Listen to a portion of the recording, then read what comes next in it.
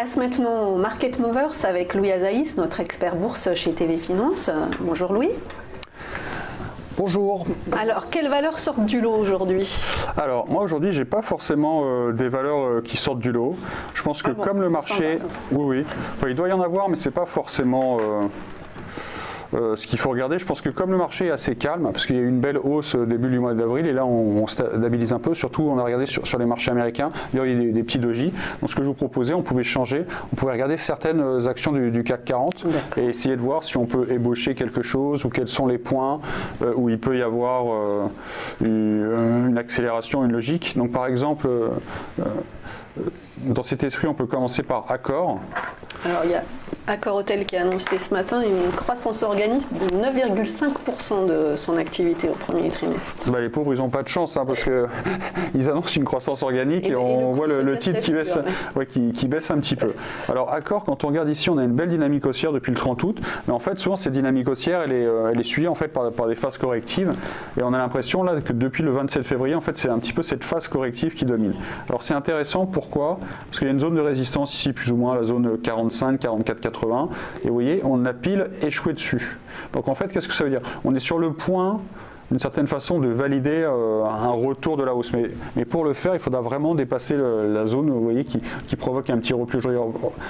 Est-ce que c'est les chiffres qui sont mal accueillis ou est-ce que c'est la composante technique? Il faut vraiment bien regarder. Moi, ça ne me dérangerait pas en fait de revenir à l'achat sur le titre, mais idéalement, voilà, il faudrait dépasser cette zone des 44, 80, 45 figures. Sinon, il y a un petit risque baissier. Je pense que là, pour les investisseurs, le niveau clé pour eux, il se joue là, c'est cette zone 44, 80, 45 figures. Voilà, c'est une dynamique qui essaye de reprendre et on voit en fait ce qui s'est passé, c'est que depuis le 28 février, c'est les vendeurs qui ont pris l'initiative. Alors on va regarder Air Liquide, c'est un peu la même chose. J'aime bien regarder un peu les grosses actions du CAC 40 parce qu'elles vont donner un petit peu le tempo par rapport à l'indice. Et Air Liquide, c'est un peu la même chose. Sauf que là, il y a une dynamique haussière qui a été interrompue. Un peu, j'ai dit, c'est pas exactement, mais un petit peu. Et en fait, cette dynamique haussière, elle s'était arrêtée dès le 7 novembre et pas forcément comme ici, fin janvier. Donc dès le 7 novembre, ici, il y avait une phase de correction, on avait essayé de reprendre et on a échoué en fait. Et après, Air Liquide a suivi les marchés mondiaux et aussi la Bourse de Paris, donc elle a été victime d'une correction. Là, on voit qu'il y a une espèce de base haussière qui est en formation ici entre 103,80 et 97,20. Et là, lentement mais sûrement, on se rapproche de ce point charnière, c'est que la zone est 103,90, 104 figures. Donc là aussi, il faudra bien regarder ça. Si on veut espérer que Air Liquide reparte de l'avant, il faudra dépasser cette résistance. Même chose sur Accor. Mais je pense que ça va être aussi la même chose pour le CAC. Si on veut que le CAC reparte dans une dynamique haussière, il va falloir que ces belles valeurs repartent de l'avant. Donc on aura besoin que Accor ou Air Liquide repartent elles aussi. Donc on se rapproche de résistance clé, ça résume un petit peu. On va regarder Airbus, parce que là Airbus c'est vraiment le poids lourd. Et ce poids lourd, lui, il est quand même mieux orienté. Pourquoi? Parce que tu es obligé de nous faire une petite figure technique. Là, on a une petite figure, en fait, qui est en formation, et qui va même d'être déclenchée. Et sachant qu'Airbus est carrément vraiment le poids lourd un petit peu du CAC. Donc lui, en fait, il était une dynamique haussière très forte. Depuis le 27 février, on consolidait. Et hier, on est sorti par le haut de cette figure et on vient de la déclencher. Et ça milite pour que Airbus retourne vers donc, le plus haut historique qui avait été inscrit ici à 98,47. Et donc après, il y aura le seuil psychologique descend.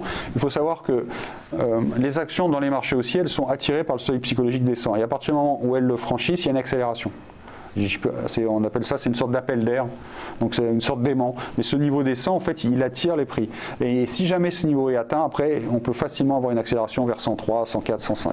Donc c'est exactement ce qui est en train d'arriver. Hein. Donc voilà, Airbus qui vient de nous donner un beau petit signal d'achat. Voilà, le MACD aussi, vous voyez, il était complètement dégonflé. Le MACD, il donne le signal d'achat. Donc ça ne va pas forcément marcher, c'est-à-dire que théoriquement, là, le marché vous donne un signal d'achat à l'intérieur d'une séquence haussière. Donc normalement, ça... On va dire statistiquement ça fonctionne. Après chaque cas est unique. Hein.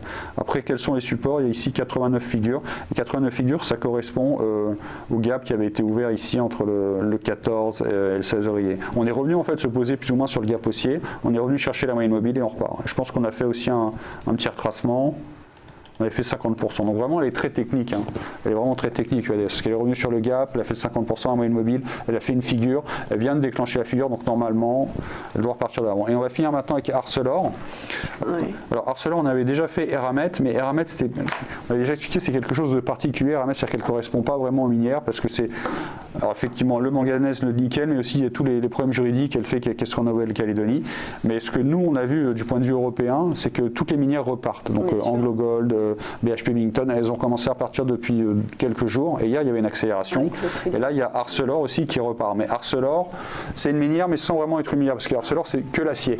Alors que quand on dit les minières, ça va être d'autres types de métaux, ça peut être le cuivre, l'argent, le platine, le palladium, etc. Arcelor, c'est vraiment le métal, et sachant qu'elle est en plus largement endettée.